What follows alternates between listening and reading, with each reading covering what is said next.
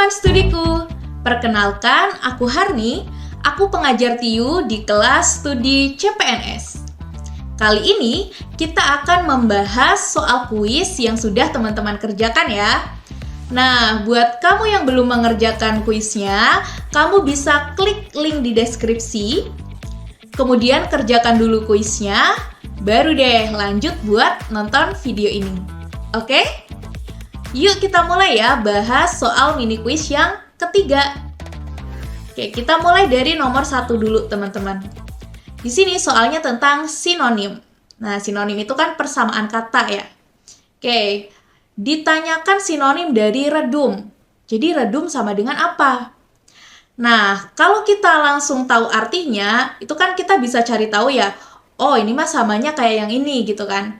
Tapi kalau belum tahu artinya, ya berarti langkah pertama kita cari tahu dulu redum itu artinya apa. Kayak gitu. Nah, menurut KBBI, redum itu sama artinya dengan redup, teman-teman. Berarti coba kita cari, ada nggak redup di sini? Atau sesuatu yang mirip dengan redup gitu. Nah, nggak ada juga. Berarti kita harus cari tahu nih satu persatu arti dari masing-masing kata yang ada di opsi ini. Lalu kita pilih nanti yang artinya itu redup atau mirip kayak redup gitu ya. Oke, kalau karsa, coba. Karsa tuh artinya apa? Ada yang tahu nggak? Nah, karsa itu artinya daya, kehendak, atau niat, teman-teman. Beda ya sama redup ya. Oke, berarti bukan yang A. Coba kita cek kalau yang B, relikui. Nah, relikui itu artinya benda keramat. Beda juga ya sama redup. Oke, kemudian kalau yang C, mega. Nah, mega itu artinya awan. Mungkin teman-teman nggak asing kalau dengar kata mega mendung gitu, batik, itu kan juga gambarnya awan ya. Oke, sekarang lanjut. Berarti coba yang D, temaram. Nah, kalau temaram itu artinya remang-remang. Remang-remang itu sama nggak sih kayak redup? Sama ya? Oke, berarti jawabannya itu adalah yang D, teman-teman. Nah, tapi coba ya kita cek juga kalau yang E, sadrah itu kira-kira artinya apa ya? Nah, ternyata sadrah itu artinya pasrah. Beda juga ya sama redup. Oke, berarti betul nih. Jawabannya adalah temaram, yaitu yang D. Nah, kalau teman-teman menghadapi soal sinonim, sebenarnya ada 2 tips untuk mempersiapkan gitu ya sebelum bertempur sama soal sinonim. Yang pertama, perbanyak latihan soal. Karena semakin banyak latihan soal, teman-teman semakin bisa menambah kosakata baru. Nah, jangan lupa, boleh dicatat juga biar nggak lupa. Kayak misalnya abis mengerjakan soal ini, tadinya teman-teman nggak tahu tuh redum artinya apa, karsa apa, temaram apa. Nah, abis itu teman-teman catat. Kan jadi nambah kosakata gitu ya. Atau teman-teman juga bisa menambah kosakata baru dari tentunya KBBI ya. Jadi jangan ngasal, harus sesuai KBBI. Oke? Oke, lanjut ya ke nomor 2. Nah, ini tentang operasi bilangan nih soalnya.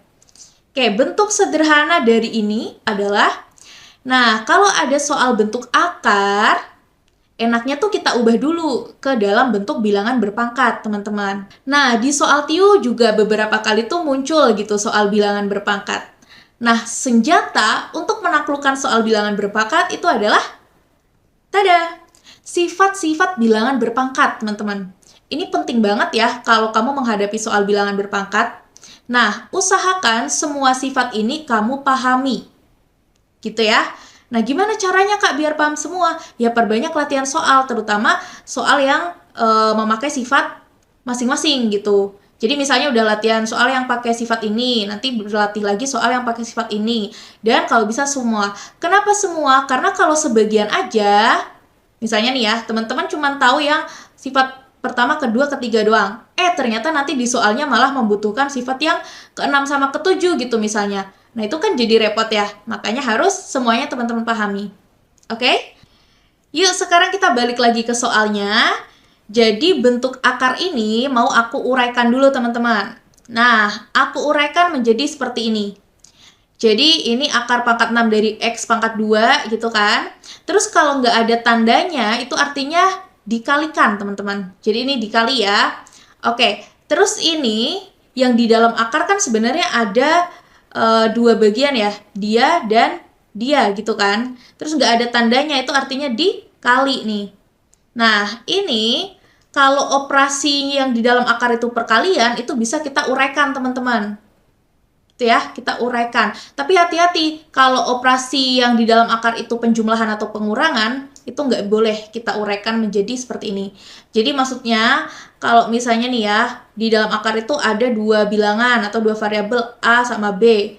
Kalau dikali, itu bisa kita uraikan jadi akar A kali akar B gitu. Nah, kalau dibagi juga bisa sih. Kalau misalnya akar A per B, itu juga bisa kita uraikan jadi akar A per akar B, kayak gitu. Tapi hati-hati, kalau di dalam akarnya itu operasinya penjumlahan atau pengurangan, kayak gini, ini tuh tidak bisa kita uraikan menjadi akar A, terus ditambah atau dikurang sama akar B. Kayak gitu ya. Oke, nah karena di sini operasinya perkalian, nggak ada tandanya artinya perkalian, boleh kita uraikan. Nah, jadinya kan akar pangkat 3 dari X kuadrat atau X pangkat 2 dikali sama akar pangkat 3 dari si ini, akar X plus 1. Gitu ya.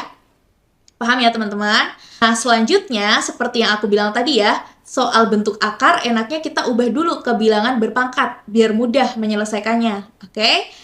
Oke, ingat nih sama salah satu sifat bilangan berpangkat yang hubungannya sama akar ya, yaitu akar pangkat N dari A pangkat M itu sama dengan A pangkat M per N. Jadi buat memudahkan untuk mengingat, maka pangkat yang di dalam akar kita bagi sama pangkat yang di luar akar, gitu ya. Oke, nah kalau gitu, ini nih semuanya bisa kita ubah menjadi seperti ini. Akar pangkat 6 dari X pangkat 2, berarti X pangkat 2 per 6. Nah, kemudian ini jadinya X pangkat 2 per 3, gitu ya. Nah, kalau yang ini belum aku ubah menjadi bilangan berpangkat dulu, karena kan di sini ada akar di dalam akar ya. Jadi, aku mau fokus buat mengubah si akar X plus 1 dulu, biar teman-teman nggak bingung. Oke? Nah, akar X plus 1 itu bisa kita tulis menjadi seperti ini, teman-teman. X plus 1 pangkat 1 per 2. Kok bisa seperti itu, Kak? Nah, jadi ingat ya, kalau operasi di dalam akarnya ini penjumlahan atau pengurangan kan nggak boleh diuraikan. Jadi mereka itu satu kesatuan nih. X plus 1 itu satu kesatuan. Nah, mereka tuh pangkat berapa? Kalau nggak ditulis pangkatnya kan artinya pangkat 1 ya. Karena kalau X plus 1 pangkat 1 ya dia sendiri gitu kan, X plus 1. Nah, kemudian di sini ada akar tapi nggak ada angkanya. Ini artinya akar pangkat berapa sih? Nah, kalau ada akar tapi nggak ada angkanya, ini artinya akar pangkat 2. Nah, kayak gini. Makanya jadinya X plus 1 pangkat 1 per 2. Kayak gitu ya. Tapi ingat, dia masih punya ini nih, akar pangkat 3. Jadi dia tuh masih di dalamnya akar pangkat 3 ya. Oke, kalau yang penyebut ini X kali. Nah, kalau yang ini, dia kan X plus 1-nya pangkat 1. Terus dia itu ada di dalam akar 6. Jadi X plus 1 pangkat 1 per 6. Gitu ya. Oke, sekarang lanjut. Yang ini pangkatnya aku sederhanain teman-teman. Jadi 2 per 6 itu kan sama aja kayak 1 per 3 ya. Maka aku tulis seperti ini. Biar lebih mudah aja nanti mengoperasikannya. Oke. Nah, kemudian yang ini tetap. Kemudian yang ini nih akar dari X plus 1 pangkat setengah. Akar pangkat 3 ya. Akar pangkat 3 dari X plus 1 pangkat setengah. Berarti kan X plus 1 pangkat setengah dibagi 3 ya. Nah, setengah dibagi 3 itu sama aja kayak setengah kali 1/3, jadinya 1 per 6. Gitu ya. Nah, ini asalnya dari setengah bagi 3 nih, 1/6 yang ini. Oke? Nah, yang lainnya masih tetap. Terus, karena tadi X-nya itu tidak sama dengan min 1, berarti kan X plus 1 tidak sama dengan 0 ya. Nah, kalau sesuatu yang bukan 0 terus dipangkatkan, itu hasilnya pasti bukan 0 juga. Nah, kalau bukan 0, mereka bisa saling habis membagi. Hasilnya adalah 1, gitu ya. Nah, jadi kita tinggal fokus ke yang ini dan dibagi X, gitu ya. Oke, ini merupakan perkalian bilangan berpangkat yang basisnya sama. Basisnya sama-sama X. Terus teman-teman perlu ingat nih, salah satu sifat bilangan berpangkat juga. Kalau perkalian bilangan berpangkat yang basisnya sama, maka pangkatnya bisa kita tambahkan aja, gitu. Nah, berarti ini sama aja kayak X pangkat 1 per 3 ditambah 2 per 3. Nah, gini ya. Oke, kalau penyebutnya itu adalah X. Oke, 1 per 3 tambah 2 per 3 berapa? 3/3. Nah, 3/3 itu kan 1 ya. Jadi sama dengan X pangkat 1 per X. Nah, X pangkat 1 itu kan X. Jadinya X per X sama dengan 1. Nah, ketemu deh jawabannya adalah yang B. Gitu ya. Oke, lanjut lagi yuk ke soal nomor 3. Nah, ini soalnya tentang perbandingan, teman-teman. Pasti udah baca juga kan soalnya, kan udah ngerjain kuisnya. Oke, kalau ada soal perbandingan, ini ada 2 tipe sih. Karena perbandingan itu ada yang senilai, ada juga yang berbalik nilai. Nah, ini ada tips dalam mengerjakan soal perbandingan, teman-teman. Yang pertama, notasikan dalam bentuk persamaan matematika. Jadi dibikin persamaan gitu. Kalau bingung, nanti kita kerjakan biar paham, oke? Nah, yang kedua, kita tentukan jenis perbandingannya itu senilai atau berbalik nilai. Kalau senilai, persamaan tadi bisa langsung dikali silang. Tapi kalau berbalik nilai, salah satu perbandingannya itu dibalik terlebih dahulu, baru dikali silang. Nah, biar lebih paham, langsung aja ya kita kerjakan soalnya. Oke, jadi yang pertama kita notasikan dalam bentuk persamaan matematika dulu. Oke, jadi ada 2 informasi ya. Di sini tuh ada banyaknya hari sama banyaknya tukang. Nah, ketika banyak harinya 4, maka banyak tukangnya adalah 8. Berarti bisa kita tulis seperti ini kan. Terus sekarang yang diminta itu kalau banyak harinya adalah setengah. Jadi kalau selesainya dalam waktu setengah hari, maka berapa sih tambahan tukangnya gitu. Jadi tukangnya harus ditambah berapa orang nih, gitu kan. Nah, sebelum mencari tambahannya, kita bisa juga mencari total tukangnya dulu. Jadi nih, kalau harinya itu ada 4 hari, tukangnya dibutuhkan 8. Kalau harus selesai dalam waktu setengah hari, nanti tukangnya harus berapa ya? Gitu dulu ya. Oke, jadi kita cari total tukangnya dulu untuk menyelesaikan pekerjaan tersebut selama setengah hari. Oke, baru nanti kita kurangkan sama ini 8, jadi ketemu deh tambahannya berapa. Oke ya. Nah, langkah yang kedua adalah tentukan jenis perbandingannya senilai atau berbalik nilai. Oke, perhatikan ya. Ini kan banyak harinya berkurang ya.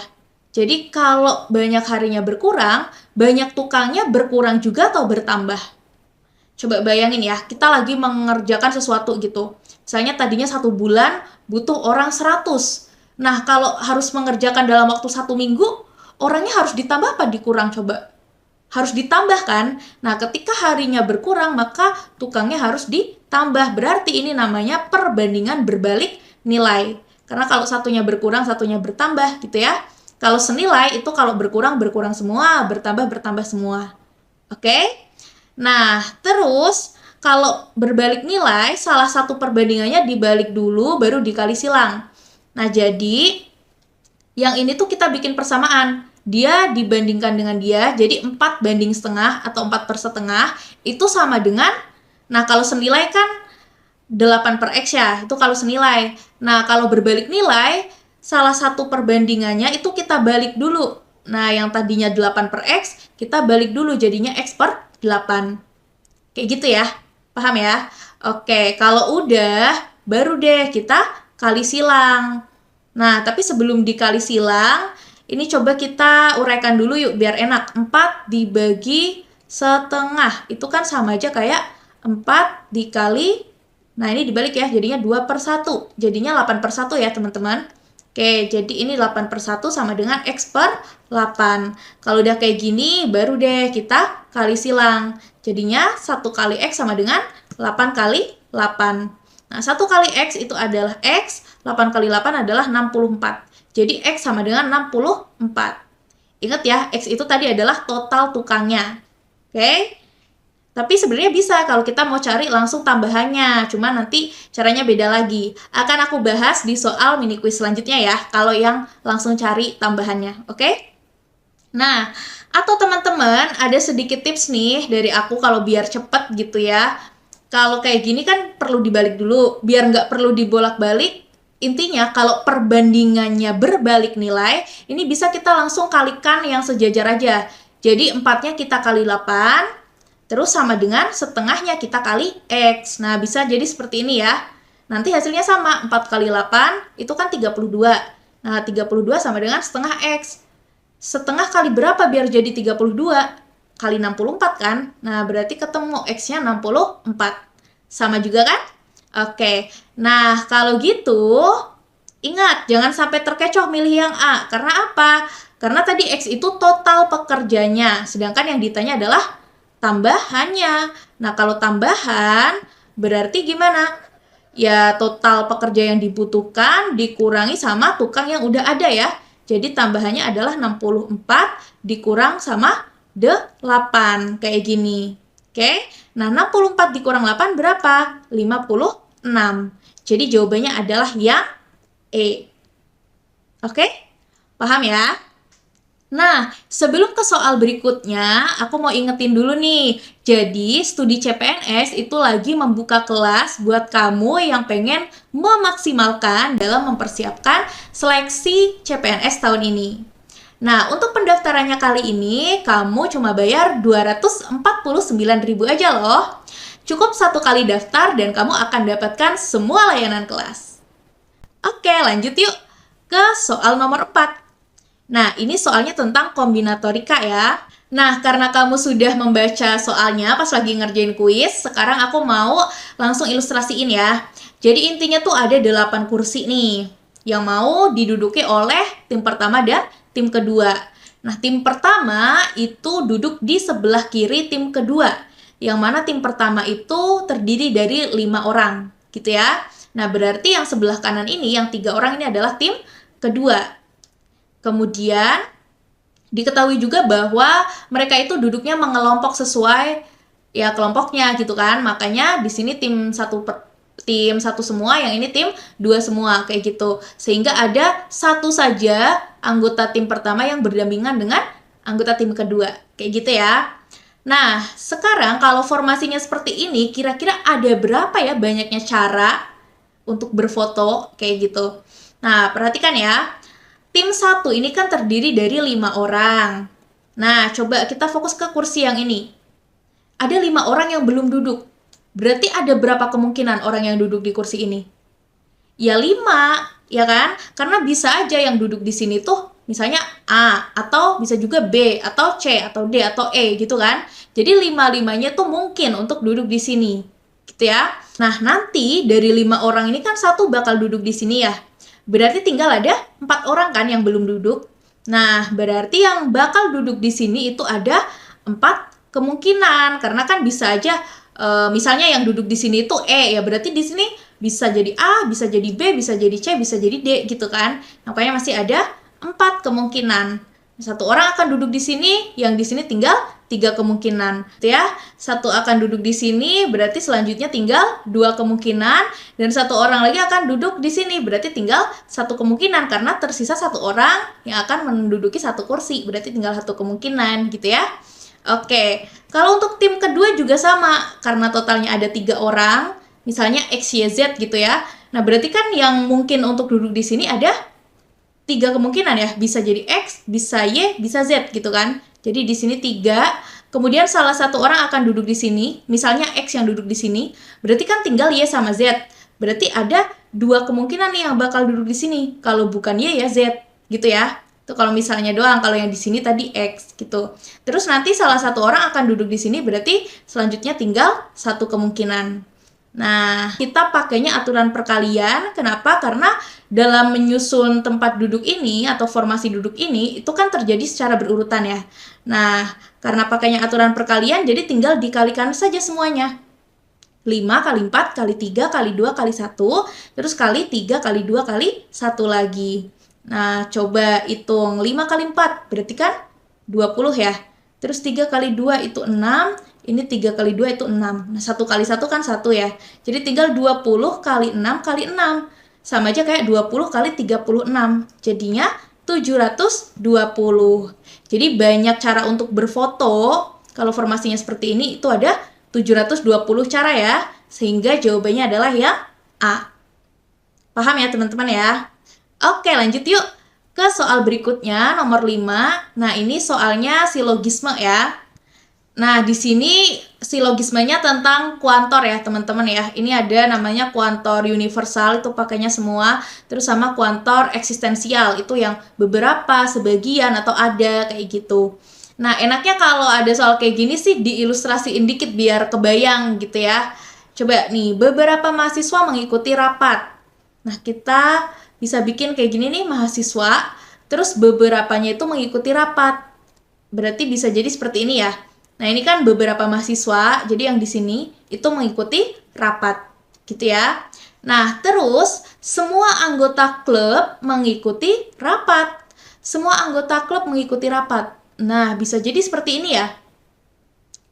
Ya kan? Yang penting yang anggota klub ini berarti yang warna merah itu mengikuti rapat. Jadi yang warna merah ini menjadi bagian atau di dalam si biru. Gitu ya. Nah, tapi belum tentu seperti ini sih kemungkinannya teman-teman. Jadi untuk anggota klubnya itu totalnya ada 3 kemungkinan. Kalau ini kan si anggota klub itu terdiri dari mahasiswa, yang di sini mahasiswa, terus yang di sini bukan mahasiswa gitu kan. Nah, tapi bisa jadi juga kalau semua anggota klubnya ini adalah mahasiswa teman-teman. Jadi kalau semua anggota klubnya di sini, itu semua anggota klub adalah mahasiswa. Yang penting apa? Yang penting semua yang anggota klub itu ikut rapat gitu kan. Oke, kalau tadi sebagiannya mahasiswa, kalau ini semuanya mahasiswa yang anggota klub. Nah, tapi bisa jadi juga kan seperti ini ya. Bisa jadi yang anggota klub itu bukan mahasiswa gitu. Yang penting semua yang anggota klub ikut rapat, kayak gitu ya. Nah, jadi ada 3 kemungkinan seperti ini. Jadi kalau kita mau menyimpulkan nanti, ya harus yang memenuhi ketiga kemungkinan ini, gitu ya. Oke, sekarang kita cek opsinya mulai dari yang A ya. Beberapa anggota klub tidak mengikuti rapat. Wah, tadi kan ada informasi kalau semua anggota klub mengikuti rapat. Berarti semuanya kan ikut rapat ya. Jadi nggak ada tuh yang tidak mengikuti rapat. Berarti yang A salah. Oke. Nah, kemudian yang B. Beberapa mahasiswa sedang mengikuti kuliahnya. Nah, ini kan nggak dikasih tahu ya di soal ya. Jadi kita nggak bisa nyimpulin gitu. Kayak gini. Ya bisa aja beberapa mahasiswa lagi mengikuti kuliah. Tapi kan bisa aja tidak gitu kan. Nah, berarti ini juga salah. Intinya kalau yang tidak diketahui di soal ya berarti kita nggak bisa menyimpulkan seperti itu. Kecuali setelah kita olah informasi yang ada di soal bisa untuk disimpulkan yang seperti ini gitu ya. Tapi kalau di sini kan tadi sama sekali tidak ada hubungannya. Oke? Nah, kemudian yang C, ada mahasiswa yang bukan anggota klub dan tidak mengikuti rapat. Coba kalau kita lihat di sini, ada nggak mahasiswa yang bukan anggota klub dan tidak mengikuti rapat? Kalau yang di sini nih, yang warna pink, ini kan mahasiswa yang tidak anggota klub ya, tapi dia mengikuti rapat. Nah, kalau di sini yang tidak mengikuti rapat. Oh, berarti yang di luar ini. Nah, jadinya yang ini ya. Ini adalah mahasiswa yang bukan anggota klub dan tidak mengikuti rapat. Kelihatan ya? Oke, kemudian kalau untuk kemungkinan yang ini, mana tuh? Ada nggak mahasiswa yang bukan anggota klub dan tidak mengikuti rapat? Ada ya? Yang ini nih. Ini adalah mahasiswa yang bukan anggota klub dan tidak ikut rapat. Ya. Nah, kemudian kalau untuk kemungkinan yang ketiga, mana tuh mahasiswa yang bukan anggota klub yang tidak ikut rapat? Nah, ini kebetulan semua mahasiswa memang bukan anggota klub ya. Jadi ya ada nih di sini nih mahasiswa dia bukan anggota klub dan juga tidak ikut rapat. Nah, berarti ada semua ya kemungkinannya ya. Nah, kalau memenuhi semua kemungkinan ini berarti betul gitu. Jadi ini adalah jawabannya teman-teman. Tapi kita coba cek juga ya opsi yang D sama E karena kita lagi belajar. Kalau teman-teman lagi mengerjakan ujian sesungguhnya dan teman-teman udah yakin, nggak perlu cek opsi yang lain, nggak apa-apa. Oke? Nah, kalau yang D, semua mahasiswa adalah anggota klub. Wah, ini salah ya. Kenapa? Karena kalau semua mahasiswa anggota klub harusnya berarti kayak gini. Ini mahasiswa, terus kemudian ini klub nih. Yang ini. Nah, makanya semua mahasiswa itu adalah anggota klub. Baru benar ya. Cuman kan di sini nggak ada yang seperti itu. Ya, nggak ada lingkaran hitam di dalam lingkaran merah. Nggak ada ya. Oke, jadi salah. Kemudian kalau yang E, semua anggota klub adalah mahasiswa. Kalau kita lihat, di sini memang semua anggota klub itu mahasiswa nih teman-teman. Tapi kan balik lagi, tadi tuh ada 3 kemungkinan gitu. Kalau kemungkinan yang pertama, sebagian anggota klub itu mahasiswa. Kalau di kemungkinan yang ketiga, bahkan semua anggota klub itu bukan mahasiswa. Nah, jadi kalau kayak gini itu bisa jadi benar kalau yang terjadi adalah kemungkinan kedua, tapi jadi salah kalau yang terjadi itu kemungkinan pertama atau ketiga. Nah, berarti bukan simpulan yang tepat karena masih bisa benar, bisa salah gitu ya. Oke, jadi betul ya teman-teman, jawaban yang tepat itu yang C. Oke, paham ya? Yuk lanjut lagi ya ke soal nomor 6. Nah, ini soalnya figural nih teman-teman. Jadi di sini ada gambar gitu ya. Nah, gambarnya soal ini tuh tentang jaring-jaring kubus. Terus yang ditanya, manakah kubus yang bisa dibentuk dari jaring-jaring ini? Oke, kalau ada soal kayak gini, ada studi busnya nih. Jadi teman-teman bisa eliminasi dulu opsi jawaban yang salah, dimulai dari yang mudah untuk ditelusuri. Nah, yang mudah untuk ditelusuri dalam kasus ini tuh yang gimana sih? Oke, coba perhatiin ya. Ini kan ada jaring-jaring kubus, teman-teman. Jadi kan dia kalau kita lipat-lipat gitu nanti membentuk sebuah kubus gitu ya. Nah, pasti itu kan nggak berpengaruh ya sama warna dari elemennya, ya nggak mungkin kan pas kita lipat tiba-tiba warnanya jadi berubah gitu kan, nggak ya. Nah, sekarang perhatikan deh untuk elemen yang ini. Nah, kalau di opsi yang A, kok dia jadi berubah warna gitu. Yang tadinya abu-abu nih di tengah, kok jadi putih. Terus yang tadinya putih di pinggir, kok jadi abu-abu. Nah, ini jadi ada perubahan warna. Berarti salah ya, karena kan nggak ngaruh gitu sama warna. Gitu ya, harusnya warnanya tetap nggak ada yang berubah. Oke? Nah, berarti opsi A udah salah. Terus yang kedua, coba perhatikan yang ini nih, yang B ya. Nih ada elemen ini dan juga elemen yang seperti segitiga ini. Nah, perhatikan ya. Ini kan selisih satu ya, selisih satu elemen gitu.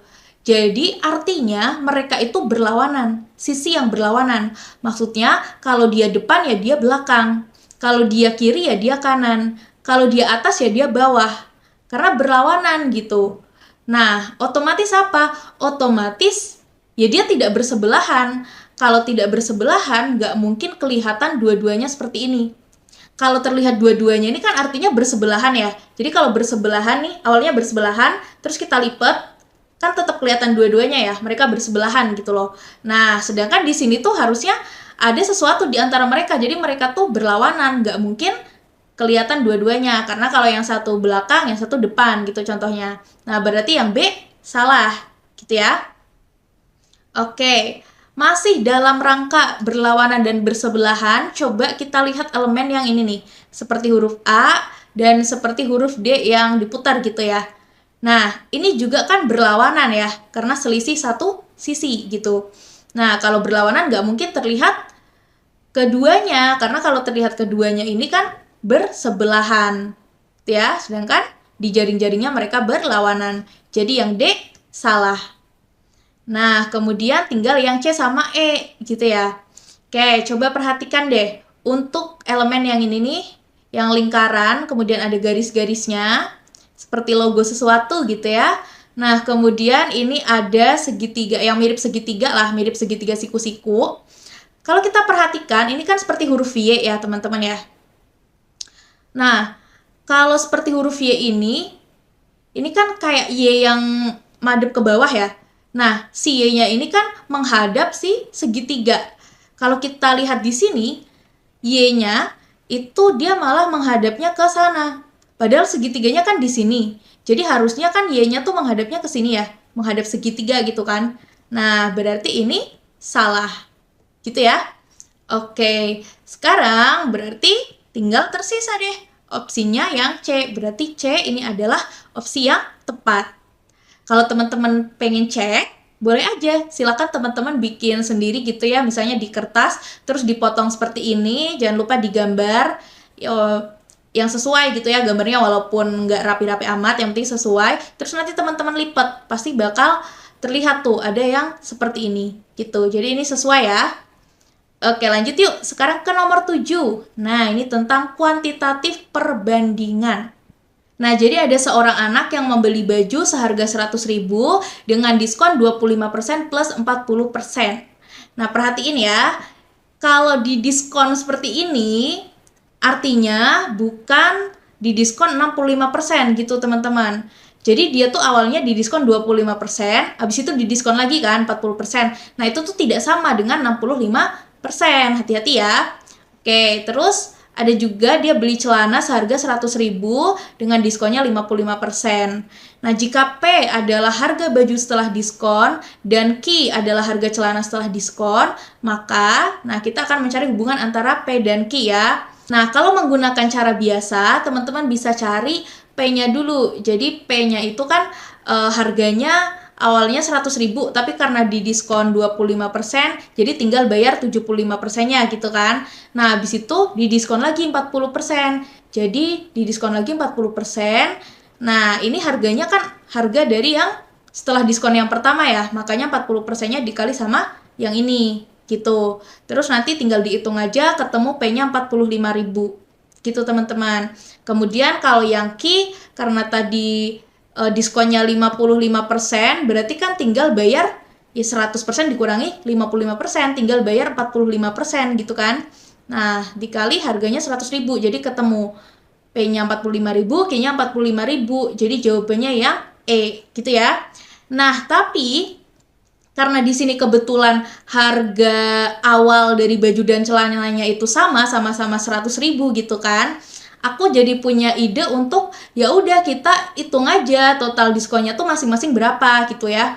Kalau total diskon yang baju itu lebih besar, berarti kan nanti otomatis harga bajunya tuh lebih murah gitu kan, karena harga awalnya sama. Tapi kalau total diskon bajunya itu lebih sedikit daripada total diskonnya celana, ya nanti berarti harga bajunya itu yang lebih mahal gitu ya. Nah, terus tadi kan kalau diskonnya 25% tambah 40% tidak berarti diskonnya 65%. Nah, kan bukan seperti ini ya. Terus diskonnya berapa dong? Nah, ini bisa teman-teman hitung dengan menggunakan rumus ini. Jadi kalau dapat diskon A persen dan B persen secara berturut-turut, maka total persentase diskonnya itu seperti ini. Nah, kalau untuk diskon baju, berarti kan nih ya, dia A, dia B. Jadi A-nya 25, B-nya 40. Kita masukin ke rumus ini. Terus yang ini bisa kita sederhanakan nih. 25 bagi 25 itu 1, 100 bagi 25 itu 4. Terus bisa kita sederhanain lagi, 40 dibagi 4 itu adalah 10. 4 bagi 4 itu 1. Nah, jadi tinggal ini ya, 25 tambah 40 berarti 65. 65 dikurang 10 ya. Nah, jadinya 55%. Nah, kayak gini. Oke, ini baru diskon baju. Nah, tadi diskon celananya itu adalah 55% juga. Wah, ternyata total diskon baju dan celananya itu sama-sama 55%. Karena harga awalnya juga sama, 100.000, berarti kalau didiskon dengan besar yang sama, nanti harga setelah diskon juga sama kan? Nah, berarti ketemu juga kalau harga setelah diskon itu sama, atau P sama dengan Q. Gitu ya, teman-teman bisa pakai cara yang pertama atau yang kedua. Cuma kalau teman-teman udah tahu ini, lebih satset pakai cara yang kedua, tapi dengan catatan harganya itu sama, harga awalnya. Kalau harga awalnya beda, teman-teman harus pakai cara yang pertama tadi. Oke? Nah, sekarang lanjut ya ke soal nomor 8. Ini tentang verbal analitis nih. Nah, jadi ada prisma segi 4. Nah, prisma segi 4 itu bisa jadi kubus, bisa jadi balok, teman-teman. Nah, ini diwarnai dengan 6 warna berbeda. Karena kan kubus maupun balok itu ada 6 sisi ya. Nah, ini warnanya seperti ini. Kemudian ketentuannya seperti ini. Dan yang ditanya, sisi yang berlawanan dengan coklat adalah... Nah, coba kita ilustrasiin pakai jaring-jaring kubus ya. Kalau teman-teman mau coba pakai jaring-jaring balok, juga boleh-boleh aja. Tapi ini biar simple, kayak gini aja. Nah, ketentuannya adalah sisi merah berlawanan dengan sisi hitam. Berarti kita bisa tulis, kalau misalnya merahnya di sini, berarti hitamnya di sini gitu ya. Karena berlawanan, pasti selisih satu sisi gitu. Nah, terus kalau yang kedua, sisi hijau ada di antara sisi merah dan hitam. Nah, berarti sisi hijau ada di sini. Kemudian, sisi biru bersebelahan dengan sisi putih, dan sisi coklat bersebelahan dengan sisi biru. Jadi di sini biru itu bersebelahan sama coklat dan dia bersebelahan juga sama putih. Nah, berarti birunya itu yang di sini, teman-teman. Karena kalau nanti kita lipat, dia itu akan bersebelahan sama putih atau sama coklat, kayak gitu. Nah, tapi untuk posisi putih dan coklatnya juga bisa tukeran seperti ini ya. Bisa jadi coklatnya yang di sini, putihnya yang di sini. Gitu juga. Nah, kemudian sisi merah ada di bagian bawah. Nah, ini di bagian bawah ya berarti hitam itu ada di atas gitu ya. Cuman itu tidak penting untuk kita analisis karena yang ditanyakan itu sisi yang berlawanan dengan coklat. Jadi posisi atas, bawah, kanan, kiri, depan, belakang tuh nggak penting gitu ya. Yang ditanya ini soalnya sisi yang berlawanan dengan coklat. Nah, kalau berlawanan berarti selisih satu sisi ya berarti yang ini putih ya. Oke, jadi jawabannya yang B. Oke, lanjut yuk ke soal nomor 9. Masih semangat kan ya? Oke, ini tentang verbal analitis juga, tapi ini lebih kompleks aja gitu ya, karena lumayan banyak ketentuannya gitu. Nah, kalau tipe soalnya seperti ini, kamu bisa langsung menuju ke pertanyaannya gitu ya. Karena siapa tahu ternyata hanya dengan membaca 1 atau 2 poin aja, kamu udah bisa menjawab pertanyaan itu gitu. Walaupun kebanyakan kadang memang harus kita baca semuanya dulu baru bisa menjawab pertanyaan. Tapi ya nggak apa-apa juga sih kalau misalnya membaca semuanya, karena kadang kan satu bacaan juga untuk beberapa soal gitu ya. Jadi menurut aku ya worth it juga. Asalkan pas membacanya itu juga harus bisa ya memanajemen waktu, jadi harus cepet tapi juga teliti gitu ya. Oke, coba kita cek pertanyaannya apa sih? Jadi jika atlet senior dipilih menempati posisi gelandang, susunan atlet yang mungkin adalah, sebenarnya di sini bisa nih langsung kita coret-coret gitu ya opsi yang salah sesuai sama ketentuan-ketentuan yang ada. Cuman biar lebih rapi, aku buatin semacam rangkuman gitulah ya. Ini tabel ini tuh udah merangkum informasi yang ada di sini. Jadi kan intinya mereka itu ada 4 posisi ya, penyerang, gelandang, pemain belakang, sama penjaga gawang. Jadi untuk posisinya ada 4. Kemudian untuk pemainnya itu ada yang senior dan sisanya junior. Jadi untuk pemainnya ada yang senior dan junior gitu ya. Nah, ini aku pakai inisial untuk mengisi nama-namanya. Jadi kan dimulai dari yang pertama nih, penyerang ada Pian, Kata, Ricky. Nah, karena Pian itu junior, karena Pian itu senior, berarti Pian di sini, terus Katar sama Rizky di sini. Ya kayak gitu ya. Untuk selanjutnya juga seperti itu. Di sini kan Sani taruh Ujang nih yang menempati posisi gelandang. Nah, tapi taruh ini senior, berarti taruh yang di sini terus Sani dan Ujang junior. Yang kayak gitu ya. Jadi lebih rapih aja dan kita lebih enak nanti dalam mengerjakannya gitu. Kalau untuk 2 informasi ini belum termasuk ya. Oke. Terus sekarang tinggal kita lihat nih. Jika atlet senior dipilih menempati posisi gelandang, maka susunan atlet yang mungkin adalah atlet senior dipilih menempati posisi gelandang. Berarti kan dia ya. Siapa nih? Taro ya. Nah, berarti pasti di susunan atletnya itu ada Taro. Nah, jadi yang di susunan atletnya nggak ada Taro, berarti salah ya. Nah, di sini yang ada taronya itu adalah opsi A sama yang E aja nih. Nah, kalau untuk opsi B, C, dan D itu nggak ada taro, berarti mereka bisa kita eliminasi, gitu ya. Oke, setelah itu kita coba cek apa sih yang membedakan opsi A dan E. Ternyata yang membedakan itu adalah di sini itu ada Ricky, kalau di yang opsi E itu ada Pian. Sedangkan yang lain itu anggotanya sama ya, Taro, Yono, Vio. Nah, sama kan?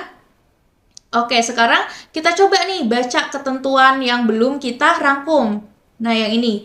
Jika di antara atlet terdapat penjaga gawang senior, maka penyerang senior tidak dipilih. Nah, berarti kita cari tahu dulu. Penjaga gawang senior siapa sih? Nah, di sini penjaga gawang senior itu adalah Yono. Jadi kalau Yono dipilih, maka penyerang senior tidak dipilih. Nah, penyerang senior siapa? Ini ya, penyerang senior itu adalah Pian. Nah, jadi kalau Yono dipilih, Pian tidak dipilih. Nah, di sini Yono dipilih. Berarti harusnya Pian tidak dipilih. Jadi yang E salah ya. Oke, jadi jawaban yang tepat untuk soal ini adalah yang A. Seperti itu. Paham ya? Oke, lanjut lagi yuk. Kita ke soal nomor 10. Nah, di sini ada deret huruf nih, teman-teman. Jadi, biasanya ada yang deret bilangan atau deret angka, kemudian yang di sini adalah yang deret huruf. Nah, kalau ada soal deret huruf, misalnya nih hurufnya tuh ada beberapa gitu ya. Jadi kita bisa fokus ke satu atau dua huruf terlebih dahulu gitu. Setelah itu kita bisa eliminasi opsi jawaban yang tidak sesuai. Dan yang ketiga kita cek huruf yang tersisa dan tentukan opsi yang tepat. Oke, langsung aja ya. Jadi kan deret hurufnya seperti ini nih. Terus kita bisa fokus ke satu atau dua huruf terlebih dahulu. Coba. Nah, kita bisa nih fokus ke dua huruf awal ya, karena ini kelihatan banget nih. A, B, C, D, terus E, F. Kelihatan ya? Jadi ini dua huruf berurutan. A, B, abis itu C, D, abis itu E, F. Berarti selanjutnya adalah GH ya. Oke, berarti kita eliminasi nih. Yang bukan GH, yang dua huruf pertamanya bukan GH. Berarti ini ya, yang B dan D salah. Karena harus GH huruf pertamanya. Huruf pertama dan kedua maksudnya. Nah, kalau ini kan HG Kak, bukannya sama aja. Beda ya, kalau di deret huruf GH sama HG itu beda. Intinya urutannya tuh benar-benar diperhatikan. Oke? Nah, selanjutnya huruf yang ketiga apa ya kira-kira? Nah, kita tinggal fokus ke huruf yang ketiganya berarti. Kalau di sini A, kemudian di sini D, kemudian selanjutnya adalah G. Nah, perhatikan deh. Dari A ke D itu polanya gimana sih? Dari A ke D itu kan maju berapa huruf? A, terus B, C, D. Wah, ternyata maju 3 huruf ya. Oke, terus kalau dari D ke G, itu kan maju juga ya. Berapa huruf? D, terus E, F, G. Oh, ternyata ini maju 3 huruf juga. Berarti selanjutnya huruf yang ketiga ini juga G yang maju sebanyak 3 huruf. Berarti huruf apa tuh? G, terus H, I, J. Oh, berarti di sini huruf J. Nah, berarti 3 huruf selanjutnya itu adalah G, H, J. Nah, jadi jawabannya adalah yang C. Gitu ya.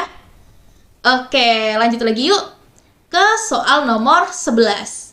Nah, soal nomor 11 ini tentang jarak kecepatan dan waktu. Kemudian, yang ditanya itu adalah kecepatan rata-rata ya. Nah, kalau yang ditanya kecepatan rata-rata, itu kita tergantung dari apa yang diketahui, teman-teman. Kalau yang diketahui itu ada 2 buah kecepatan gitu ya. Nah, berarti kita bisa pakai rumus yang ini nih. Jadi kan ada kecepatan pertama sama kecepatan kedua ya. Jadi kecepatan rata-ratanya itu 2 kali kecepatan pertama kali kecepatan kedua dibagi kecepatan pertama plus kecepatan kedua. Tapi kalau yang ditanya kecepatan rata-rata tapi yang diketahui adalah waktu sama jarak, ya kita pakainya yang rumus JKW tadi, yang segitiga ya. Udah dibahas belum sih tadi? Lupa deh. Tapi pokoknya pakai rumus JKW. Kalau pengen tahu, nanti tonton pembahasan mini quiz selanjutnya juga, oke?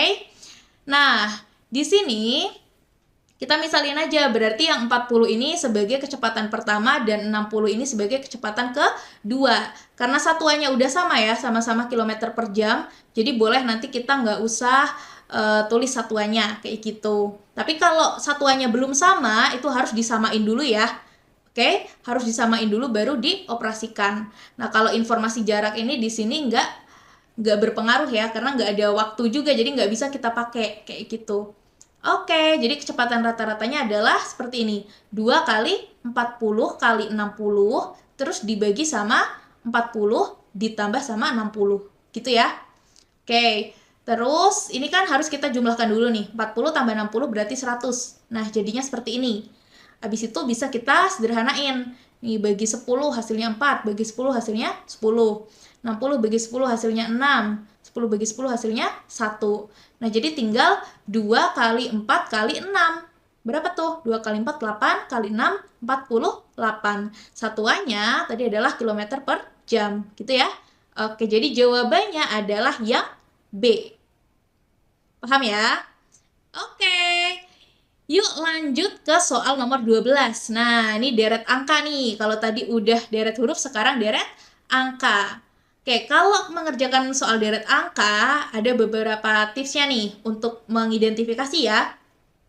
Jadi kalau angkanya itu selalu bertambah, maksudnya dari kiri ke kanan itu selalu meningkat, gitu kemungkinan polanya kan penjumlahan atau perkalian atau perpangkatan ya.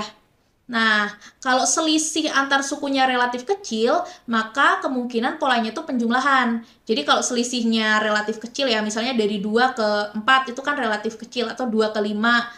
Nah, kayak gitu bisa jadi itu polanya penjumlahan. Tapi kalau selisih antar sukunya relatif besar, kemungkinan polanya adalah perkalian atau perpangkatan. Jadi misalnya, tadinya dari satuan, tiba-tiba suku pertama nih satuan, misalnya 2, habis itu 40, habis itu 500. Nah, itu kan selisihnya relatif besar ya. Nah, itu kemungkinan perkalian, kalau nggak perpangkatan, kayak gitu. Nah, ini juga berlaku kalau untuk yang polanya dari kiri ke kanan semakin turun ya. Kalau dari kiri ke kanan semakin turun, berarti polanya pembagian kalau nggak pengurangan. Nah, atau nggak akar juga bisa.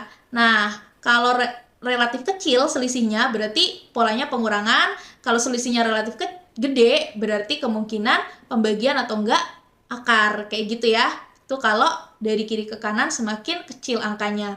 Nah, ada satu lagi, jadi kalau angkanya naik turun, maksudnya misalnya ya, dari 5 ke 7, habis itu turun lagi jadi 4, habis itu 10, turun lagi 6, kayak gitu kan naik turun. Nah, itu kemungkinan, baru kemungkinan ya, kemungkinan itu menggunakan pola loncat. Kalau loncat tuh ya maksudnya kita nggak menyelidiki hubungan antara 5 ke 8, tapi misalnya dari 5 ke 32, atau dari 5 ke 35, ini namanya loncat, gitu ya.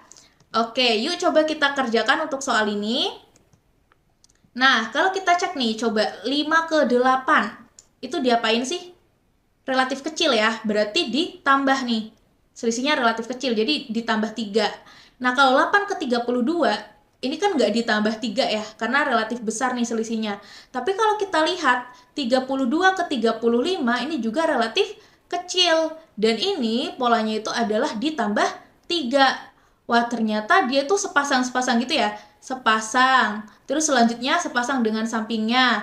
Berarti selanjutnya ini dia juga sepasang dengan sampingnya. Dan kemudian polanya tuh ditambah 3 gitu ya. Tapi kita coba cek. Berarti dia akan sepasang dengan sampingnya juga. Nah, betul nih. Dia itu juga ditambah 3 kan.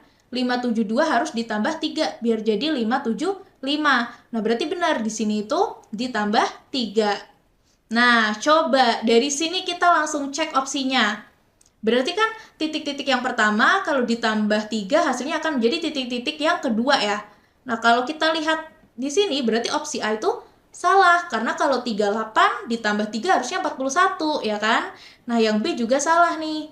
Kemudian kalau yang C, 105 kalau ditambah 3 harusnya 108. Berarti yang C salah juga.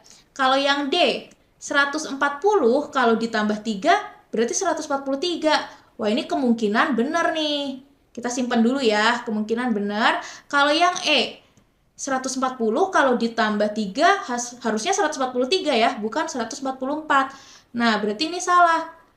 Nah, sebenarnya dari sini, karena ternyata ya yang lain itu selisihnya bukan 3 gitu, yang ini kan selisihnya 3 ya, berarti udah pasti jawabannya tuh yang D, kayak gitu. Tapi kalau misalnya di opsinya itu ada yang selisihnya 3, ada lebih dari 1, kan kita harus mau nggak mau harus menentukan lagi juga kan. Nah, maka dari itu coba yuk kita cek juga ya.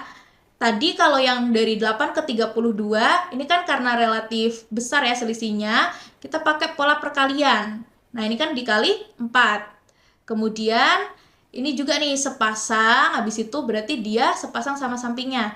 Nah, 35 juga ini kemungkinan dikali 4 gitu. Terus yang ini sepasang juga sama 572, dan yang 575 sepasang sama 2300. Dan ini polanya itu dikali 4 teman-teman. 575 harus dikali 4 biar jadi 2300. Nah, berarti yang ini dan ini juga dikali 4. Nah, berarti untuk titik-titik yang pertama ini adalah 35 dikali 4. Berapa? 140 ya. Nah, berarti benar nih, 140. Terus untuk mengisi titik-titik yang kedua ya tinggal 140 ditambah 3. Jadinya 143. Nah, berarti benar ya. Jawabannya itu adalah yang D. Yuk lanjut lagi ya ke soal berikutnya yaitu nomor 13. Nah, soalnya tentang aritmetika sosial. Di sini Mirna membayar tagihan Netflix sebesar Rp115.500 dan ini tuh udah termasuk PPN sebesar 10% dan juga rabat atau diskon sebesar 30%. Dan yang ditanya adalah harga mula-mulanya berapa sih sebelum PPN sama diskon gitu ya. Oke teman-teman, perhatikan ya. Harga yang dibayar itu kan berarti harga yang udah didiskon ditambah sama PPN-nya, gitu kan? Sementara PPN-nya berapa ribu itu kan tarifnya dikali sama harga yang terakhir, berarti harga yang udah didiskon, gitu.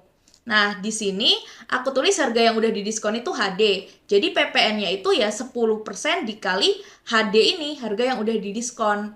Oke ya?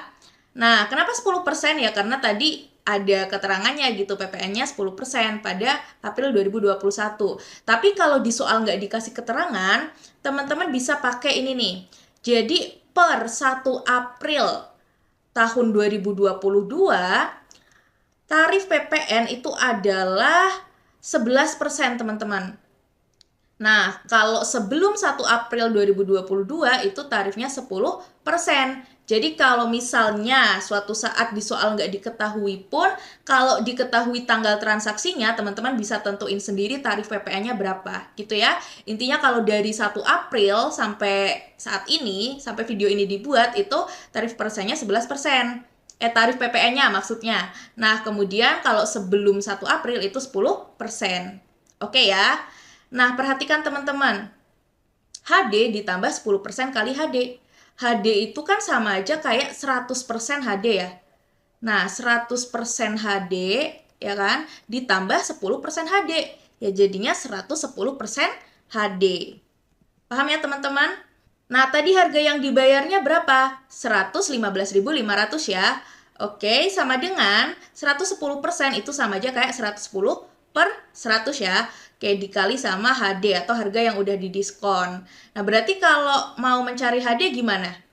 Ya 115.500 dibagi sama dia, gitu kan? Tapi ini bisa kita sederhanain dulu nih. Nah, jadi 11/10. Berarti HD adalah 115.500 dibagi 11/10, ya kan? Dibagi 11/10 itu sama aja kayak dikali 10/11. Jadi diubah ke perkalian, terus pecahannya ini kita balik 10/11. Karena asalnya dibagi ya, dibagi ini sama kayak dikali ini. Oke? Nah, terus tinggal kita sederhanain deh, kita hitung gitu. Ini 1155 dibagi 11 itu kan berapa teman-teman? 105 ya? 105, terus nolnya ada 3, jadinya 105.000. Nah, berarti ini harga yang udah di luar sama PPN gitu ya. Tapi ini harga yang udah didiskon. Nah, yang ditanya itu apa? Yang ditanya harga mula-mulanya. Oke, inget nih studi busnya ya. Jadi kalau yang ditanya harga awal, berarti rumusnya kayak gini. Jadi harga awal itu harga yang udah didiskon, di sini HD ya. Terus dibagi 100% dikurang persentase diskon, di sini diskonnya atau rabatnya adalah 30%. Makanya di sini dikurang 30% gitu ya. Nah, 100% kurang 30% itu adalah 70%. Jadinya seperti ini. Oke, nah harga yang udah didiskon tadi 105.000. Jadinya seperti ini, terus dibagi 70%, itu sama aja kayak 70/100. Ini juga bisa kita sederhana ini, coret-coret, jadi 7/10 ya. Oke, 105.000 dibagi 7/10. Karena dibaginya pecahan, lagi dan lagi, kita ubah ke perkalian, terus pecahannya dibalik. Nah, jadinya seperti ini, kali 10/7 ya. Oke, ini bisa kita sederhanakan nih, 105 bagi 7 itu adalah 15. Nah, 15 nolnya ada 4, berarti 150.000. Wah, ternyata harga mula-mulanya itu adalah 150.000 ya. Jadi jawabannya adalah yang D. Gimana, masih semangat kan? Yuk, 2 soal lagi ya. Sekarang kita ke soal nomor 14 tentang silogisme. Nah, di sini sih ada kalimat jika maka, berarti tentang implikasi gitu ya. Oke, jika gizi anak cukup, maka pertumbuhan tinggi anak akan baik. Nah, ini kita misalkan aja P itu adalah gizi anak cukup dan Q itu adalah pertumbuhan tinggi anak akan baik. Nah, berarti kalimat pertama atau premis pertama bisa kita tulis jika P maka Q. Oke ya. Nah, kemudian kalimat yang kedua gimana nih? Jika orang tua anak memiliki wawasan yang luas, maka apa? Perkembangan anak cakap. Nah, jadi orang tua memiliki wawasan luas atau berwawasan luas kita misalkan sebagai R ya. Kemudian perkembangan anak cakap kita misalkan sebagai S. Nah, berarti kalimat yang kedua atau premis kedua bisa kita tulis jika R maka S. Kemudian lanjut lagi, ada satu kalimat lagi ya. Pertumbuhan tinggi anak tidak baik. Nah, berarti yang mana? Kalau Ki kan pertumbuhan tinggi anak akan baik atau baik gitu kan. Nah, berarti ini adalah negasi Ki ya. Oke, jadi premis 3 itu negasi Ki atau apa nih? Orang tua berwawasan luas. Nah, kalau orang tua berwawasan luas kan R. Berarti kalau premis ketiga itu adalah negasi Ki atau R. Nah, jadi seperti ini ya. Oke, kalau kita perhatikan premis yang pertama dan kedua ini kan bentuknya implikasi ya, atau jika maka gitu kan. Nah, berarti premis yang ketiga kita ubah dulu aja biar bentuknya jadi seperti mereka gitu guys. Nah, gimana tuh caranya? Jadi kalau negasi Ki atau R itu ekuivalen atau sama aja dengan Ki maka R.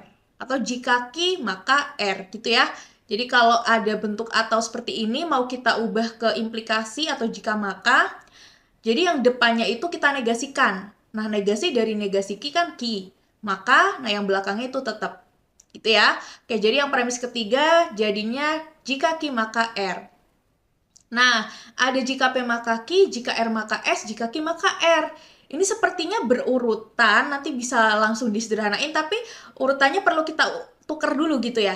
Nah, jadi kalau premis yang ketiga ada di sebelah sini, nanti kita bisa langsung simpulkan nih teman-teman. Jika P maka Ki, jika Ki maka R, berarti kan jika P maka R gitu ya. Nah, habis itu jika P maka R, jika R maka S. Ini juga bisa kita sederhanain. Jadinya jika P maka S. Jadi simpulannya seperti ini. Gitu ya teman-teman.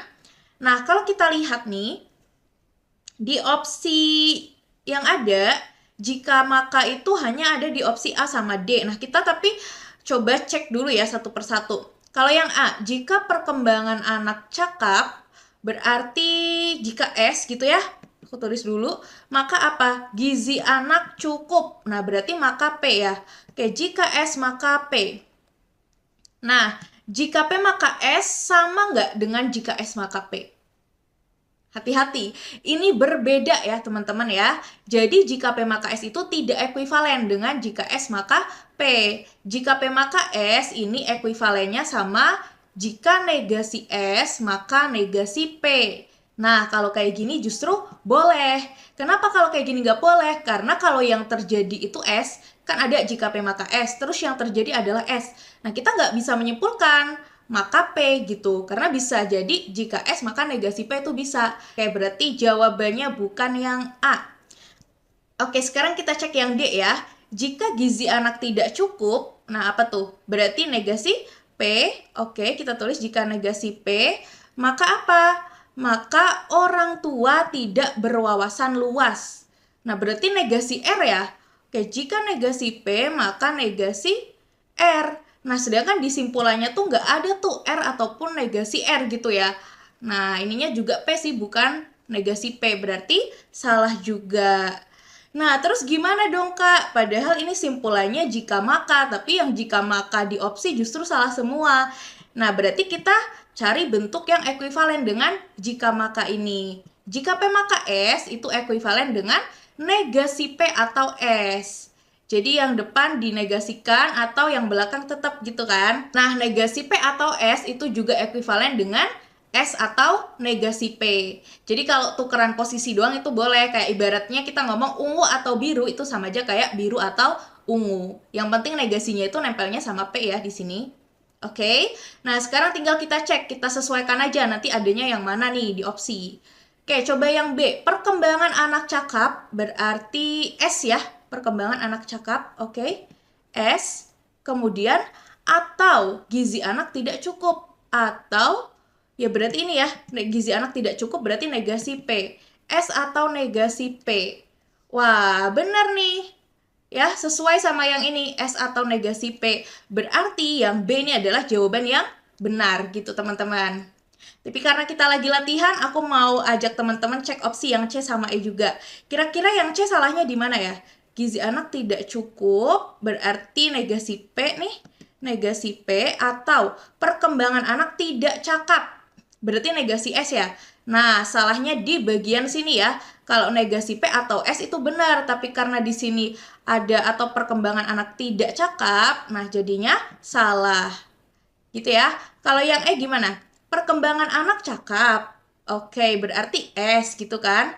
Namun pertumbuhan tinggi anak tidak baik. Nah, namun itu sama aja kayak dan gitu kalau di kasusnya silogisme ya. Berarti dan pertumbuhan tinggi anak tidak baik. Berarti negasi ki gitu ya. Nah, ini jelas salah. Oke? Oke, berarti betul teman-teman. Jadi jawabannya tepat adalah yang B. Paham ya? Yuk lanjut satu soal lagi yang terakhir nomor 15. Nah, ini soalnya tentang bangun datar ya. Jadi ada persegi panjang yang ukurannya 10 meter kali 5 meter. Kalau ukurannya kayak gini, berarti kan panjangnya itu yang 10, lebarnya yang 5 ya. Karena dia lebih panjang nih daripada dia. Oke, terus ada informasi kalau luas suatu dinding bidang trapesium itu sama dengan luas dinding bidang persegi panjang. Nah, berarti kan kayak luas trapesium itu sama dengan luas persegi panjang gitu kan. Oke, kita tulis dulu. Nah, kemudian ingat nggak luas trapesium rumusnya gimana? Hayo. Trapesium itu rumus luasnya seperti ini teman-teman. Jumlah panjang sisi sejajar kali tinggi terus dibagi 2. Nah, kalau teman-teman sekarang masih lupa-lupa ingat sama rumus luas dan keliling bangun datar, yuk coba mulai sekarang teman-teman pelajari dan ingat-ingat terus sampai minimal sampai ujian gitulah ya. Karena kalau soalnya tentang bangun datar itu nggak akan jauh-jauh dari nanyain luas atau kelilingnya gitu. Nah, kalau teman-teman aja misalnya nggak ingat, nanti gimana ngerjainnya dong, ya kan? Nah, jadi harus diingat-ingat, dicoba mulai sekarang ya. Oke, akan sama dengan luas persegi panjang. Nah, kalau ini aku yakin banget, nggak ada yang nggak ingat. Apa coba? Panjang kali lebar. Nah, terus jumlah panjang sisi sejajarnya berapa ya? Ada ketentuannya nih, ternyata jumlah panjang sisi-sisi sejajar bidang trapesium itu sama dengan panjang bidang persegi panjang. Gitu ya. Nah, panjang bidang persegi panjangnya adalah yang ini tadi 10 meter. Berarti jumlah panjang sisi-sisi sejajar adalah 10. Nah, jadinya seperti ini. 10 meter kali tinggi dibagi 2 akan sama dengan, nah panjang kali lebar dari persegi panjang berarti 10 kali 5. Oke, ini bisa kita sederhanain 10 bagi 2 itu 5 ya. Jadi 5 kali tinggi sama dengan 10 kali 5. Nah, kedua ruas kita bagi sama 5 nih. Nah, jadinya tinggi sama dengan 10. Satuannya meter. Nah, jadi tinggi trapesium tersebut adalah 10 meter. Jawabannya yang B. Alhamdulillah sudah selesai teman-teman. Terima kasih ya teman studiku yang udah nonton videonya dari awal sampai akhir. Semoga apa yang kami bagikan bisa bermanfaat buat teman-teman semua. Nah, kamu juga bisa loh dapetin ribuan kuis hot seperti tadi di kelas studi CPNS. Nggak cuma kuisnya aja, kamu juga akan dapatkan materinya secara lengkap. Dijamin paham deh. Nah, untuk pendaftarannya, kali ini kamu cukup bayar 249.000 aja dan dapatkan semua layanan kelas. Cara daftarnya, klik link di deskripsi, oke? Yuk daftar sekarang juga, aku tunggu kamu di kelas studi CPNS ya. Dadah! Bimbel Studi CPNS bener-bener rekomen banget nih buat teman-teman yang ingin lolos CPNS tahun ini. Materi pembelajarannya sudah disusun secara terstruktur, mulai dari apa yang harus teman-teman pahami terlebih dahulu hingga ke tahap-tahap selanjutnya.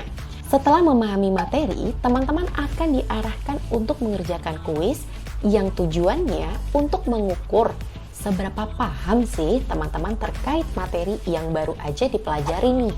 Studi CPNS tersedia kelas live via Zoom bareng tutor-tutor profesional. Selain itu ada puluhan paket tryout yang tampilannya mirip banget dengan ujian sebenarnya. Studi CPNS juga ada kelas drilling soal yang bikin teman-teman makin siap 100% untuk hadapi ujian nanti.